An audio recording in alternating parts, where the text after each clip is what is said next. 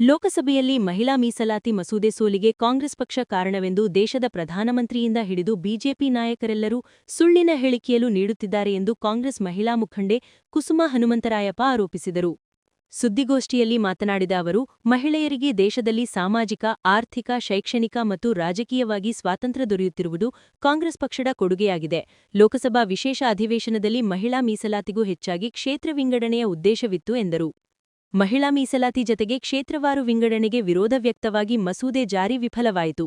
ಆದರೆ ಕಾಂಗ್ರೆಸ್ ಪಕ್ಷ ಮಹಿಳೆಯರ ವಿರೋಧವಿದೆ ಎಂಬ ಸುಳ್ಳಿನ ಸುದ್ದಿ ಹರಡಿದ್ದಾರೆ. ಆದರೆ 2023ರಲ್ಲೇ ಮಹಿಳಾ ಮೀಸಲಾತಿ ಬಿಲ್ ಜಾರಿಗೆ ಎಲ್ಲಾ ಪಕ್ಷಗಳು ಸಹಕಾರ ನೀಡಿದ್ದವು. ಆದರೆ ಎನ್ಡಿಎ ಸರ್ಕಾರವು 2026ರ ನಂತರ ಜನಗಣತಿಯಾಗಿ ಕ್ಷೇತ್ರವಾರು ವಿಂಗಡಣೆಯಾಗಿ ನಂತರ ಮಹಿಳಾ ಮೀಸಲಾತಿ ಜಾರಿ ಮಾಡುವುದಾಗಿ ಮುಂದೂಡಿದ್ದರು ಎಂದು ಹೇಳಿದರು. ಆದರೆ ಎಂದು ತರತುರಿಯೇ ದುರುದ್ದೇಶದಿಂದ 2011ರ ಜನಗಣತಿಯಂತೆ ಬಿಲ್ ಜಾರಿ ಮಾಡುವುದಾಗಿ ಹೇಳಿ ಕ್ಷೇತ್ರವಾರು ವಿಂಗಡಣೆಗೆ ಮುಂದಾಗಿದೆ.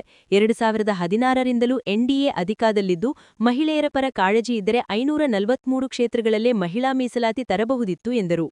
ಮಹಿಳಾ ಮೀಸಲಾತಿ ಬಿಲ್ ವಿಫಲವಾಗಲಿದೆ ಎಂಬುದು ಬಿಜೆಪಿ ಮೊದಲೇ ಗೊತ್ತಿತ್ತು. ಪಶ್ಚಿಮ ಬಂಗಾಳ, ತಮಿಳುನಾಡು ಸೇರಿದಂತೆ ಹಲವೆಡೆ ಚುನಾವಣೆ ನಡೆಯುತ್ತಿದ್ದು ಕಾಂಗ್ರೆಸ್ ಪಕ್ಷ ಮಹಿಳಾ ವಿರೋಧಿ ಎಂದು ಬಿಂಬಿಸಿ ಚುನಾವಣೆ ಗೆಲ್ಲಲು ಮಹಿಳೆಯರನ್ನ ಕಾಂಗ್ರೆಸ್ ವಿರುದ್ಧ ಎತ್ತಿಕಟ್ಟುವ ಕೆಲಸ ಮಾಡಲಾಗುತ್ತಿದೆ ಎಂದು ಆರೋಪಿಸಿದರು.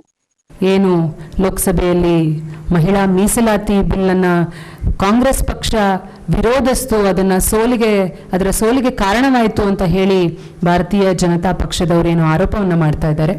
ಇದರ ಸತ್ಯತೆಗಳನ್ನು ಯಾವ ರೀತಿ ಈ ಒಂದು ಸುಳ್ಳನ್ನು ಕಾಂಗ್ರೆಸ್ ಪಕ್ಷ ಮಹಿಳಾ ವಿರೋಧಿ ಅನ್ನೋ ಒಂದು ಹೇಳಿಕೆಯನ್ನು ಇವತ್ತು ದೇಶದ ಪ್ರಧಾನಮಂತ್ರಿಗಳಿಂದ ಹಿಡಿದು ಬಿಜೆಪಿಯ ಎಲ್ಲ ನಾಯಕರುಗಳು ಇವತ್ತು ದೇಶದಲ್ಲಿ ಎಲ್ಲರ ಜನಗಳಿಗೂ ಕೂಡ ಒಂದು ತಪ್ಪು ಮಾಹಿತಿಯನ್ನು ನೀಡ್ತಾ ಇರೋದನ್ನ ವಿರುದ್ಧವಾಗಿ ಈ ಒಂದು ಪತ್ರಿಕಾಗೋಷ್ಠಿಯನ್ನು ನಾವು ಉದ್ದೇಶಿಸಿ ಮಾತನಾಡ್ತಾ ಇದ್ದೀವಿ. ನಿಮ್ಮೆಲ್ಲರಿಗೂ ಗೊತ್ತಿದೆ, ಕಾಂಗ್ರೆಸ್ ಪಕ್ಷ ಬಹಳ ದೊಡ್ಡ ಇತಿಹಾಸ ಇರುವಂಥ ಪಕ್ಷ. ಇವತ್ತು ಮಹಿಳೆಯರಿಗೆ ಈ ದೇಶದಲ್ಲಿ ಯಾವುದಾದ್ರೂ ಒಂದು ಸ್ವಾತಂತ್ರ್ಯ ಇದೆ, ಅದು ಸಾಮಾಜಿಕವಾಗಿರ್ಬೋದು, ಆರ್ಥಿಕವಾಗಿರ್ಬೋದು, ಶೈಕ್ಷಣಿಕವಾಗಿರ್ಬೋದು, ರಾಜಕೀಯವಾಗೂ ಇರಬಹುದು. ಇವೆಲ್ಲವೂ ಕೂಡ ಇವತ್ತು ಈ ದೇಶದ ಮಹಿಳೆಯರಿಗೆ ಸಿಗ್ತಾ ಇದೆ ಅಂತಂದ್ರೆ ಅದು ಕಾಂಗ್ರೆಸ್ ಪಕ್ಷದ ಕೊಡುಗೆ ಹೊರತು ಬೇರೆ ಯಾವ ಪಕ್ಷದ ಕೊಡುಗೆಯೂ ಕೂಡ ಅಲ್ಲ.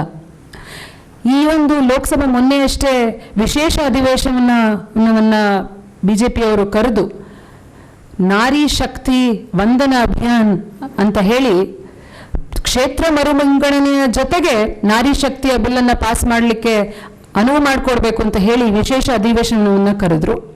ಈ ವಿಶೇಷ ಅಧಿವೇಶನದಲ್ಲಿ ಮಹಿಳೆಯರ ರಿಸರ್ವೇಷನ್ ಬಿಲ್ಲನ್ನು ಬಿಟ್ಟು ಹೆಚ್ಚು ಅವರಿಗೆ ಬೇಕಾಗಿದ್ದಂಥದ್ದು ಕ್ಷೇತ್ರ ಮರುವಿಂಗಡಣೆ ಮಾಡಬೇಕು ಅಂತ.